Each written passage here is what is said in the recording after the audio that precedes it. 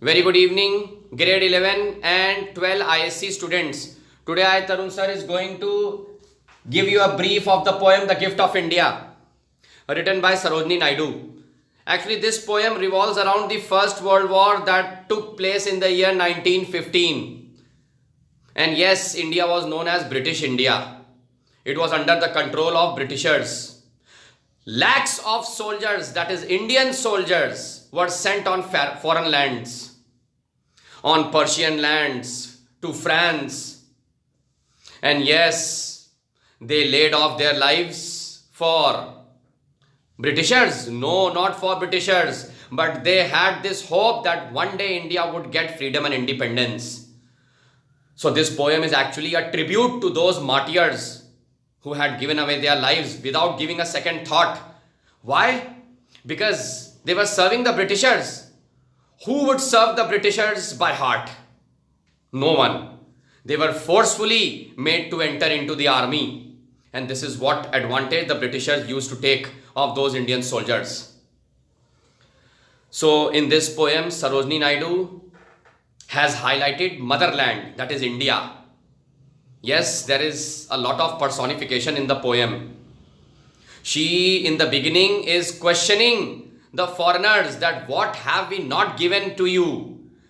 Precious jewels, that is gold, spices, grains, and above all, the most important gift, that is the brave soldiers.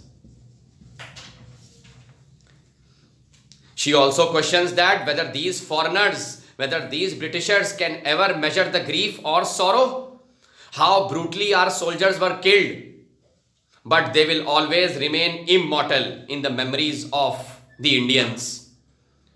The dead bodies couldn't be claimed by the family members. They gathered like pearls, like shells, like flowers over there. This is actually paying a huge respect to those soldiers. The poem is an anti-war poem because war leads to destruction and devastation. There is no outcome of war. And in today's date, the Britishers have forgotten. As per the poem, in today's date, the Britishers have forgotten the sacrifices made by the Indian soldiers. But Sarojini Naidu says that through this poem, she will never let their sacrifices go in vain. People will remember them for thousands of years. They will remain immortal. The blood mixed in dirt, that is mixed in the foreign land's mud, is a clear symbol that they fought very bravely. Mothers, they became childless. Children became orphan. And wives, they became widows. This was the condition.